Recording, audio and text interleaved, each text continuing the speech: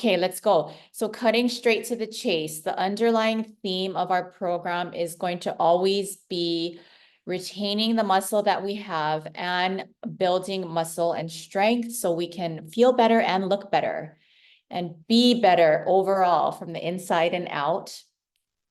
We have this nice bonus week to solidify sort of expectations. I like to lay as much expectations on the table up front so there's no surprises, disappointment. I love communication and questions, so please feel free to always ask questions. The more feedback we give one another, the better we both can improve. More feedback just makes for faster, better progress. Okay, so what to expect over the next 8 weeks? Let's just revisit muscle. It wasn't that long ago where building muscle was thought just to get up on the stage and body build. But nowadays there's overwhelming evidence that having muscle on board helps us to age well. We're not trying to stop aging. We're just trying to feel good as we age, because the opposite is weakness. When we're weak, we're frail and we just don't feel good. We're not healthy. I know we all know some women who are relatives, loved ones, friends who are in their 80s or in their later years, and they were strong, intelligent, hardworking women, but without the information about building and keeping muscle, they're pretty frail now. And so you lose independence and nobody wants that. So we're striving to be healthy, energetic, independent.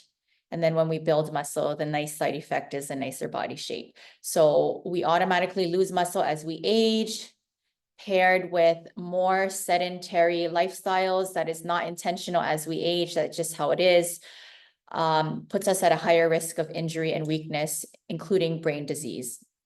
So we're gonna work on muscle for energy, better body composition, and just to be stronger as we age. The program is not a one and done event. I know all of us have signed up for boot camps or diets or programs in anticipation of looking good for a reunion, a wedding, whatever. This is a little different. You can utilize the tools if you want to button up for a certain event. Certainly, I'm going to teach you those. Without sounding too cliche, this is about building a better lifestyle. And don't worry, I'm going to also teach you specific strategies to lose fat, get leaner. Side note, getting leaner requires losing fat, cutting calories. The body doesn't like that. This is done best after a few foundational habits are locked in first to avoid suffering and to avoid burnout. We're going to focus on one core habit per week done in a purposeful manner that layers and builds on one another. So for example, first we work on protein, and then we work on fiber for gut health and cravings and energy. We're going to work on getting our energy up first, because when your energy levels go up, things tend to fall into place. It's less of a struggle mentally and physically to get up and get going into your exercise program. Understand that habits take months to fully integrate. So give yourself grace. You can always revisit the curriculum and you can work at your own pace too. I would encourage that. So grace is very important. Also, you don't need to be perfect. We're here thinking, I'm not trying to be perfect, but really we have been, because we tend to kind of just fall off the wagon due to life and then not know how to jump back on. This program is designed to kind of just keep you on track. Just as a heads up, I don't like anybody to sort of just fall off unnoticed. So I'm not going to put you on the spot, but if I don't hear from you for a couple of weeks, I will check in with you via email. Because part of the reason why you got into this was for that extra layer of accountability. That's my job and your teammates. You do need to try. There is going to be some friction. So expect friction. Things are hard in the beginning. I'm going to find ways to lessen the friction, but you do need to try. So what it's going to look like is some days you're going to feel really motivated, especially in the beginning. You're going to be trying this much. And then other days you're just not having it. Life happens. You're going to be trying this much. It's fine. Expect that. We're looking for messy action, one foot in front of the other. Consistency is the underlying theme of this program. And consistency is done through just one foot in front of the other, never striving for perfection. We're going to do the 80-20 rule. So healthy choices 80% of the time. The other 20% of the time is planned indulgences, life, recovery days, all of that. I will help you with that. This is a group, so you do have an extra level of accountability. If you want to pair up on your own for extra accountability, you can also do that. So quick story, I have a close friend who signed up for yoga last year. Her other friend, we'll call her other friend Summer, thankfully calls my friend on those mornings. She knows it's likely that they won't show up. She will call her nonstop. She will call her husband. Her husband, until she reaches my friend, and my friend agrees to go to class. And because of this, she goes to class religiously. Now she loves it because it helps her feel better. It even helps her avoid neck surgery. So accountability is not to be overlooked. Even if you think your tendency is introvert, do it yourself. Accountability is very powerful. Okay, on to the next point. My role is less of telling you what to do and more helping you implement it. Because for the most part, we sort of know how to eat healthy, exercise. Yes, I am going to give you the details and the tweaks based on science. But what's going to be more powerful is me collaborating with you to implement and weave things into your life. I'm not going to add things onto your plate. I'm going to help you swap habits. So you're not having more things on your plate. And this is going to be sustainable for lifestyle, right? Do I have to add anyone? Okay, so I'm going to help you leverage your own strengths. So what that looks like is, for example, most of you have high work and parenting ethics, like you're meeting work deadlines, you're putting in extra hours at work, you don't miss the school deadlines, like the uniforms, the lunches, the bake sales, the volunteering. We're going to leverage that ability and that discipline to give ourselves confidence that you absolutely can do it for yourself, right? Because when you make healthy choices for yourself, your cup is filled, it can overflow into your loved ones. Okay, so I want to go over how this normally works based on being a human. So week 1 and 2, there's a lot of energy, hype, excitement, and motivation. We're going to leverage that, but we're going to pace ourselves. Week 3 and 4, what happens is you feel like you've been putting in all this effort. You're not seeing much results for the amount of effort. You tend to want to quit. There's some phenomenon called Quitter's Day on day 21. You're feeling like, I'm questioning, is this even worth it? I want you to understand this is normal. It's not a character flaw. Maybe you even have to take a break from social media at this time. Maybe you have to slow down some of the effort you've been putting in, but don't quit. Understand it's normal. I will help you. Keep in touch with me. And we're going to stick to the plan. Trust the process, stick to the plan. Some days I don't want you to rely on your feelings. You're just going to show up for yourself like you show up for your dentist appointment. Nobody wants to go to the dentist. Nobody feels like it, but we do it anyway. So sometimes you're going to think of things like that. What this looks like is like maybe you intended to pack your lunch, have a home cooked meal, do a 20-minute workout in the morning or at your lunch break, and life just happened. It's 5 o'clock and you're pooped. Just lower your expectations, commit to 5 minutes. Maybe it's a 1-minute wall sit. Maybe it's 20 air squats. A lot of time, the hardest part is getting started. Once you get started, that momentum sort of builds, and 5 minutes oftentimes will turn into 10 minutes. 5 minutes means you put in 5 extra deposits into your health bank, and it always, always counts. Even if you don't see it on that day or the next day, we're putting in deposits for compounding gains.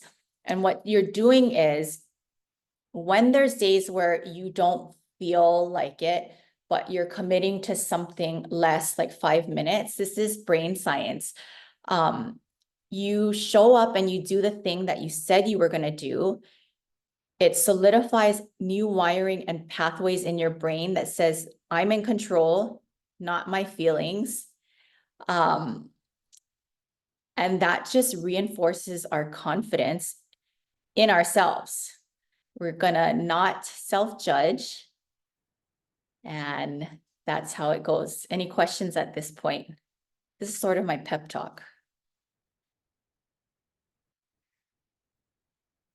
Okay, so I'm gonna send emails every Monday and Thursday. Monday is gonna be an action item telling you maybe how much protein to get in and how to do it, and with a little bit of why we should do it, because some of our tendencies, some people, they don't need to be explained why.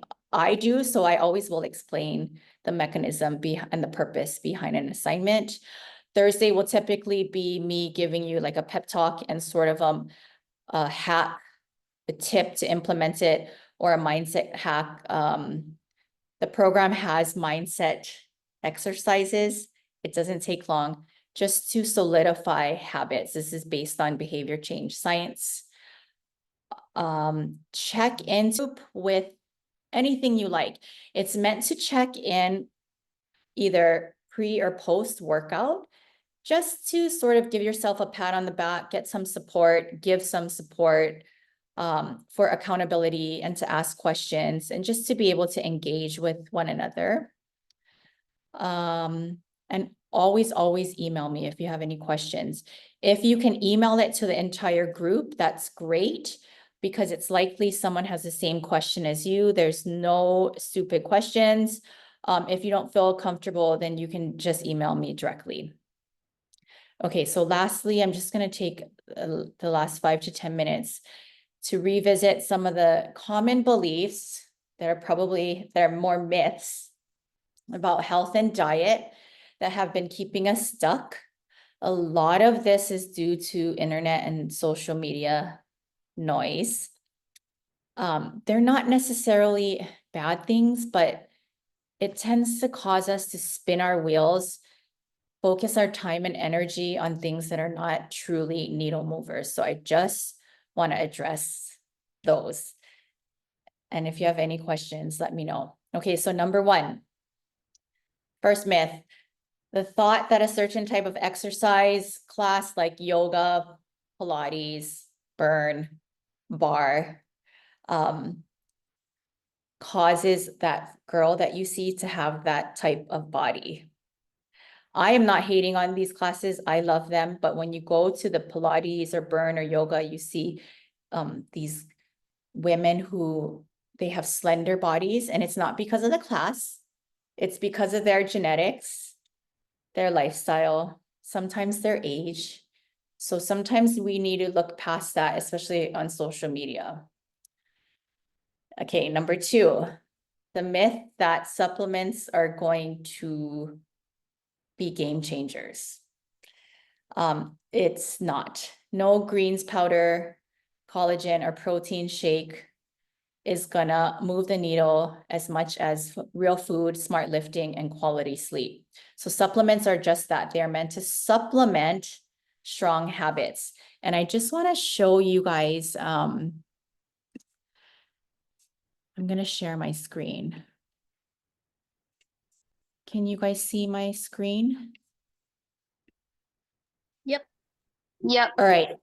So this is a book from Renaissance Periodization. This pyramid is credit from Eric Helms.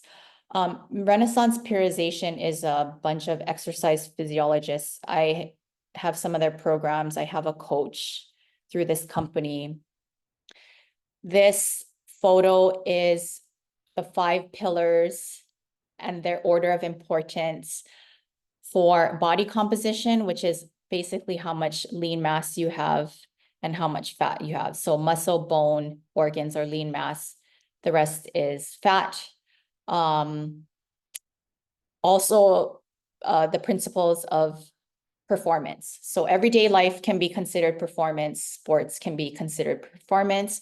So the most important is your calorie intake. We cannot gain or lose muscle or fat if our calories are not accounted for. That's the most important.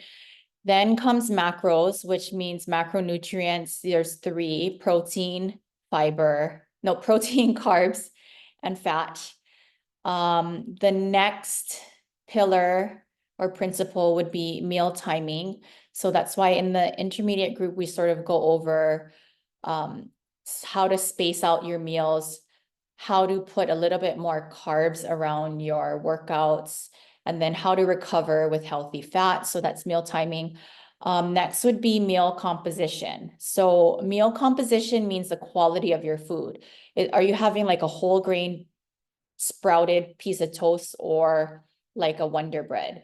And this this food composition, food quality in a different scenario, like overall health, this would be closer to the bottom of the pyramid. It would be more important, but right now we're just talking about body composition and performance.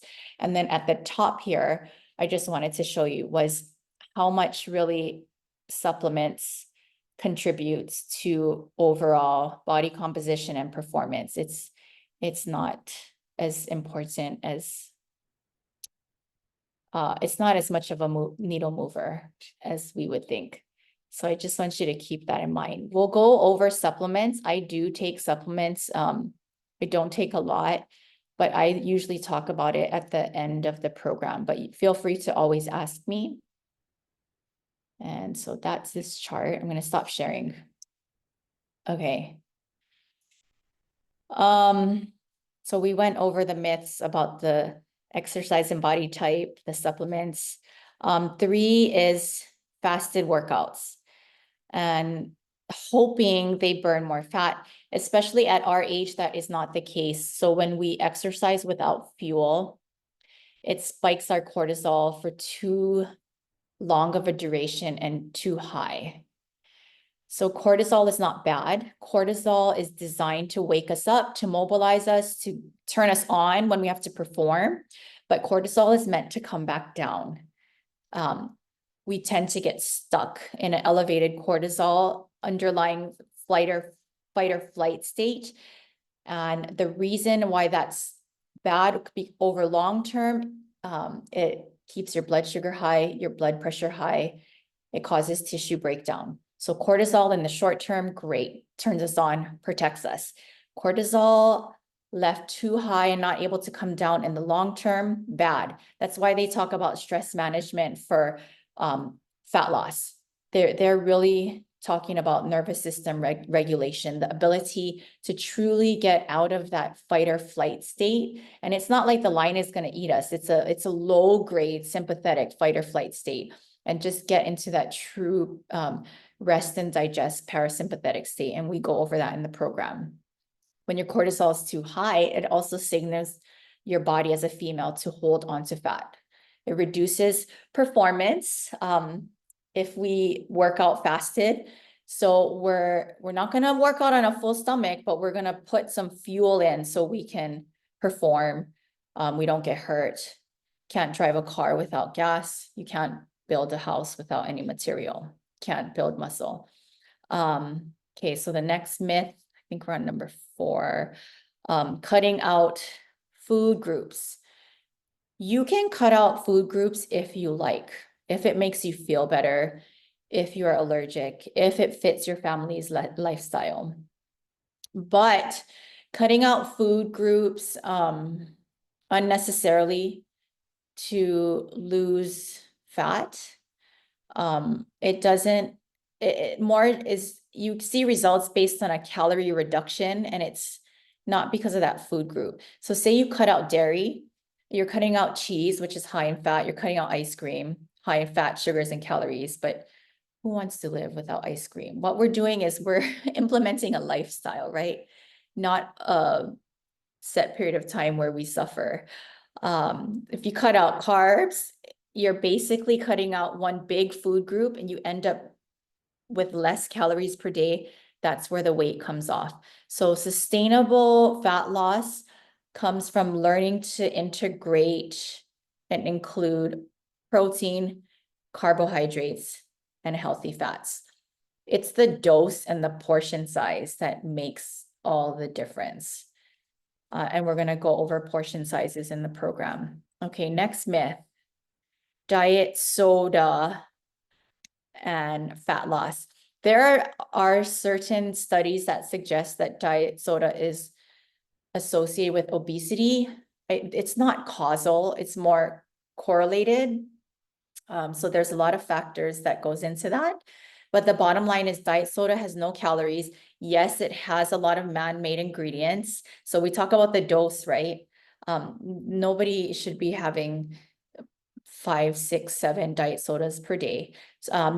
But going back to the bottom line, it has no calories. There's no credible evidence that links it to weight gain or even gut damage. And I'm sure a lot of people would argue with that.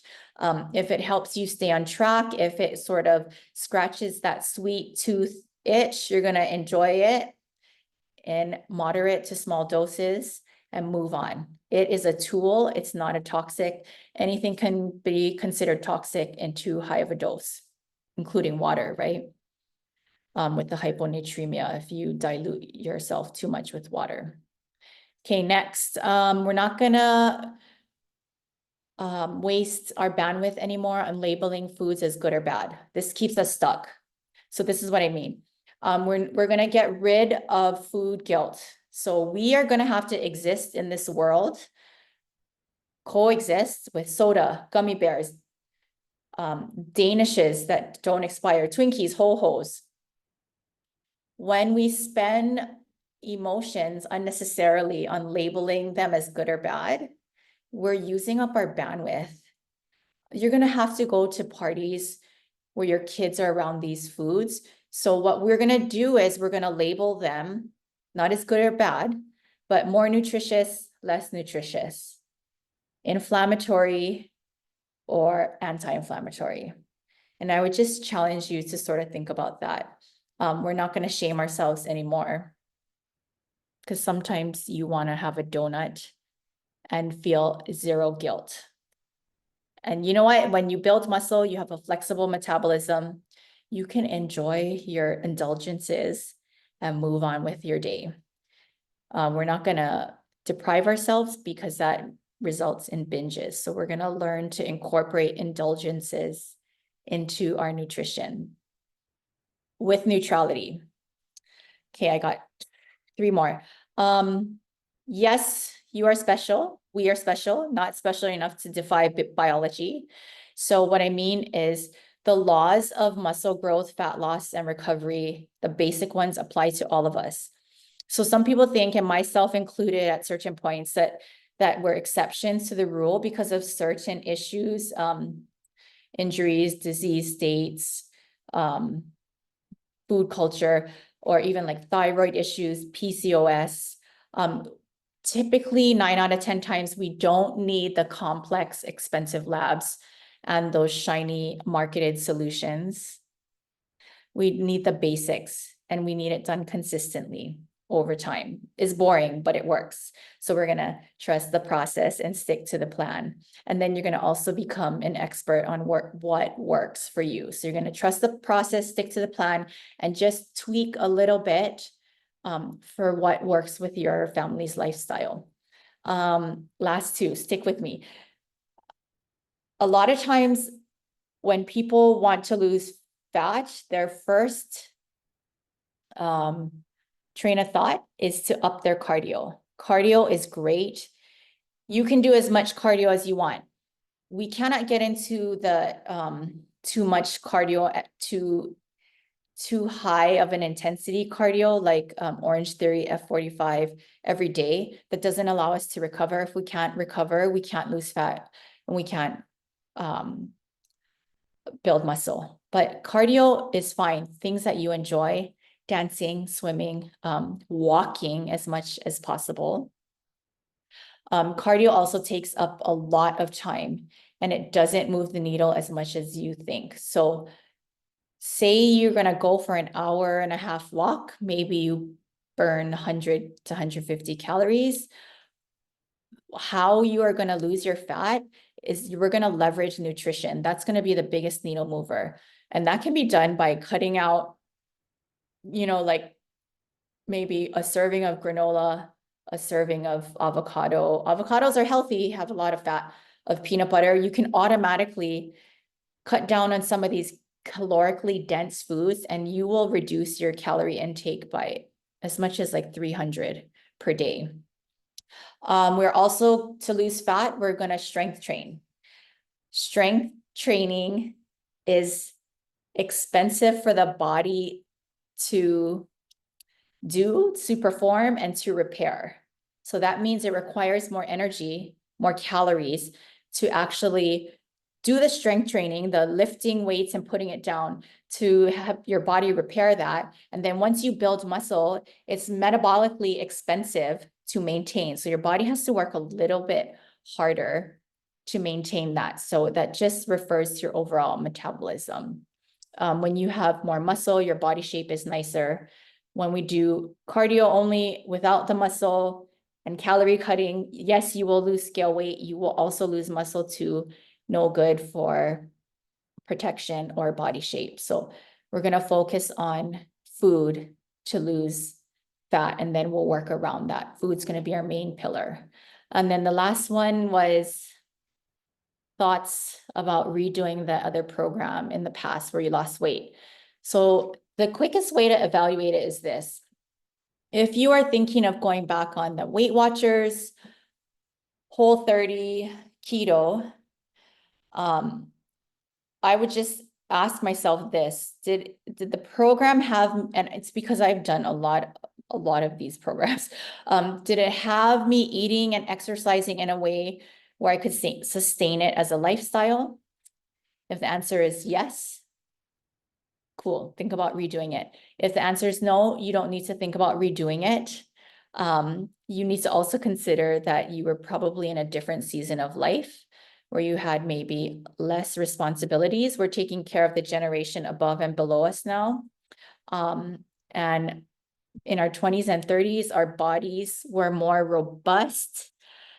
So it could bounce back from suffrage, caloric restriction. And we just can't bounce back as well with extreme diets. Okay, I have thoughts, but I don't think I'd be able to stick with it the same. Okay. Yeah, Dana. It's very common. It's like, I lost weight with Weight Watchers. I need to go back to that. So then, women go back to that, lose the weight, because it's basically a calorie reduction. They lose the weight and then it'll creep back on, 5 years or 10 years goes by. And it's not just with Weight Watchers, it's with other programs. Typically, the weight is lost just because of a calorie reduction. So we're going to do that here, but we're going to focus on fat loss. And you will see the scale weight go down too. Okay. Any questions? I'm done. The gym can be intimidating. It is for me sometimes, and I've been lifting for a long time. But if you do go to the gym, I can give options on what to do there. It would be similar, same body parts. I would just give you options to use machines. Sometimes though, what's tricky about the gym, depending on what time you go, there's certain machines that are not available. But yes, the idea that your habits are going to trickle over onto your family and vice versa, you can leverage that. So a lot of women notice they start to dial in on their nutrition and their exercise, and then their their spouse and their kids are automatically doing it too. And that feels good. It's healthy for the whole family. But yes, you can do their program, whatever they're doing. I also send suggestions. It's going to be the same format.